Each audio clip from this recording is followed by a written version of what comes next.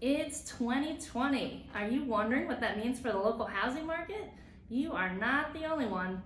Today on Cut to the Chase, we're kicking off the new year with stats from 2019 and hot news from an early spring market. Let's cut to the chase.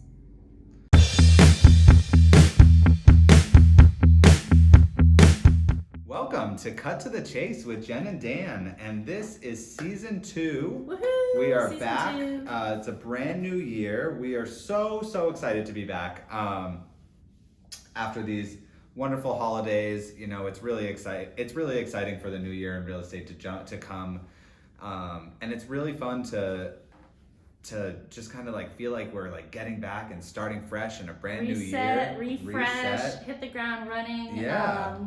No New Year's resolutions here, but lots of fun house stuff going on already. I mean, we're recording on the 15th, so we're partway through the month, and it's been a wild ride already. It has for sure. I mean, the new year, as far as the real estate market has been, it started off really strong, and we're going to talk about that a little bit as far in the two articles that we have to share for you today. But you know, Jen and I have both been out quite a bit so far with clients, and you know, they talk about a little bit of a slowdown after the holidays, and it's not been happening. So you know, the market is great. Jen, did you have a nice holiday? It was awesome. Lots of presents, a little downtime, some time by the fire, and I like the routine. I'm glad to be back. I love routine. Me too. And you had a child with a burned hand, and I know. Lots of crazy stuff going on. Science experiment gone wrong. That's why we didn't have our like reindeer antlers. Jen wanted me to be wearing reindeer antlers. I'm like, hey Dan, I'm really sorry I can't record today, but we gotta go to urgent care. We had an incident. Child is fine.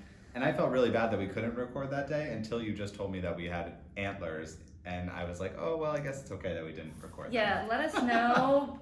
Hit me up on social media, like how many people would really like to see Dan wearing some reindeer antlers. I like almost never wear hats. You know, anyways. Valentine's Day is coming up. How about some boingy red heart ones? I would love that. Oh, goodness. Hey, you have news. You have moved yourself. I have moved. The purple wall. To the purple wall behind us. So I recently joined a new company, and I'm really excited about it. It's been really great so far. But you know, the great thing about working in real estate is that we get to collaborate and work together and work closely with our fellow agents. And I'm super grateful that even though I'm at a new company, Jen and I are still able to do this podcast together, because it's truly one of the highlights of my week. Yeah, it just deepens the dive into the real estate. So it does, yeah. I'm psyched, you know, but it's like now I have to book his time more carefully because I'm not seeing him around the office. Well, all the I mean, time, but you're quite busy yourself. Well, this is true. Well, you know, back to the topic at hand. You know, pour all the coffee. We're running around, showings left and right. People want their houses. They did not find them last year, and they want them, now. They do. And you were at an open house last week, and there were how many? 22 people right at 10 o'clock buyers. when it opened. 22 people at 10 o'clock on a Sunday morning, right when the open house started. Yeah. In the middle of January. So if it's this crazy now, imagine how it's really going to be once the spring does start. Yeah, well, we're getting, in our usual style, ahead of ourselves. Why don't we back it up, let us officially wrap up 2019. Okay, sure. Say our goodbyes. For all the moaning and groaning about the market, the picture sure looked pretty. We're looking at Seacoast Online. They had headlines: Seacoast Home sales set price record in 2019. And those of you who bought and sold, one said ouch, one said yay. Sometimes you said ouch and yay at the same time if you bought and sold at the same time. But they checked 13 sample towns right here in the Seacoast, and median sale price right in this area up 4.1% last year. 4.1% last year. Yeah. A year. Yep. That's looking pretty good. It is pretty good. Condos were up 4.7% ahead of 2018.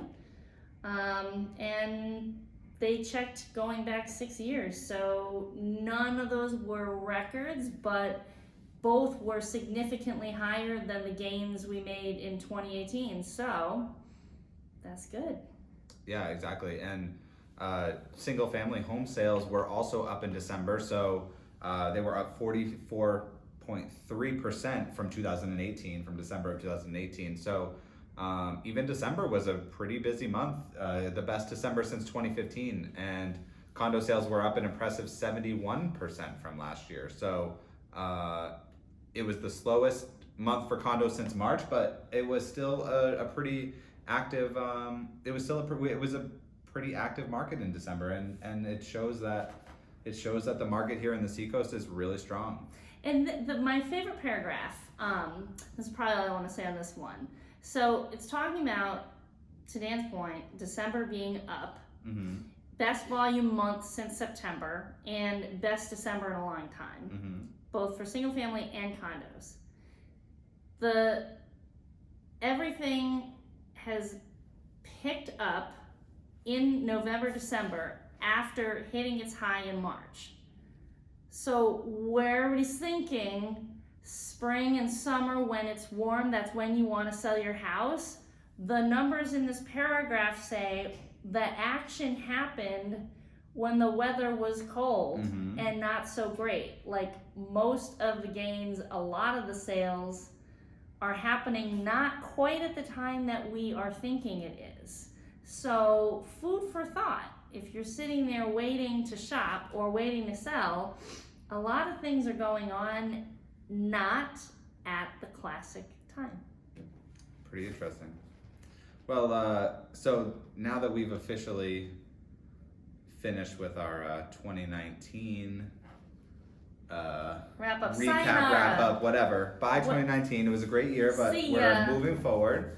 So 2020, the CNBC has an article, their headline, "Competition for housing is so high, the spring market is starting now."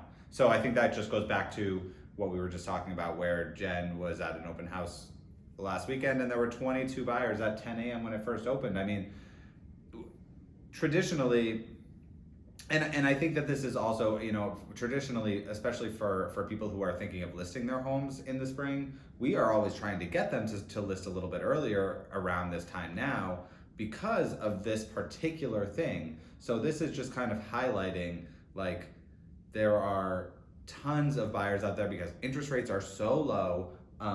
It makes sense for them to buy now. They just don't have homes to buy. So yeah, we're in a buyer snowball. Yeah. So we had some buyers, on the market. And some of them got homes, and some of them didn't, and some of them stopped shopping, and some of them put it on hold for the holidays, but not all of them, because some of the people I know shopped right through the holidays. Oh yeah, for sure.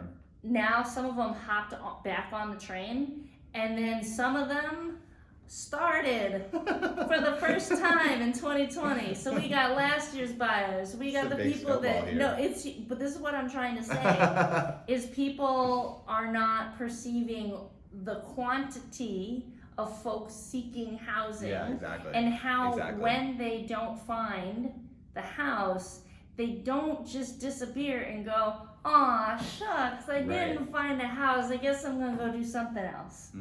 Like, they keep shopping, which you gotta pay attention to if you're a buyer and also if you're a seller. Yeah.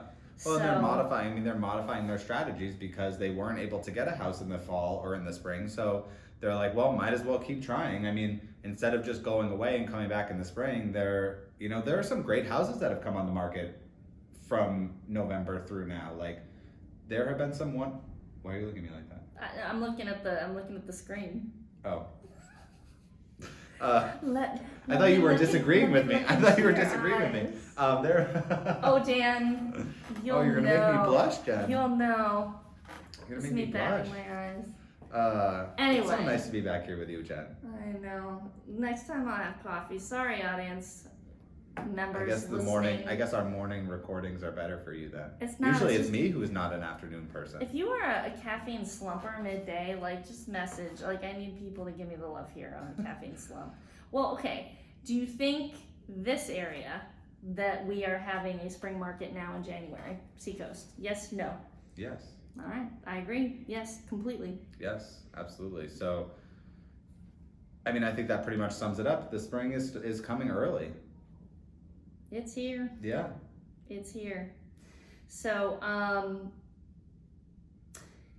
I think that we need to pay attention to the shortage of inventory and what that's going to mean. What we're seeing is something country-wide where houses we're going to put in regionally affordable price range. There is significantly fewer of those. The article does reference the fact that some of the high end is taking a little bit longer to sell. People are not, it's not equal. So Right. in the seacoast area, if you're looking 200 to 400, those are tough to find, especially good condition, and there's a lot of buyers. Once you start getting higher than that, people are thinking a little bit more, and there's a lot of choices. And so it can be a really tough message when everyone's hearing low inventory. So you put your house on the market for $500,000 and then it hangs out. It's because the people that are taking advantage of the interest rates, not all of them are in the $500,000 price range at this point in time in our area. So that's definitely a good thing to point out, for sure. And many of our towns in the seacoast, the price point is over we'll call it the affordability marker for many people. Yep. So let me be clear, you're not going to reap what these articles are talking about. It's a different experience for you, and you need to be really strategic about how you can capitalize in this market, because it's a different animal in that price point. Yeah, absolutely. Marketing. Yeah. So, well, I think we covered it. I think we did cover it all. And I'm still standing, even without caffeine. I'm happy for that, Jen. we wouldn't have to carry. We would not want to have to carry you out of here. Well, we haven't hit our 1,000. No, we have not. Our 1,000 likes just yet. So we're gonna carry that contest into 2020. You know what I think we need to get we need to build out a Facebook page and then get 1,000 likes on our Facebook page. Like with a hammer and nails. Yeah, I'm a good handyman, so I'll be right out there helping to do that. All right. Well, maybe we'll have more clickable things. But for now, keep commenting. Yes, please comment, liking, feedback, like, subscribe. Thank you so much for tuning in. We're excited for the new year. We're happy to be back, and yeah. Bye, guys. Thanks. I'll bring this has some been Cut coffee. to the Chase.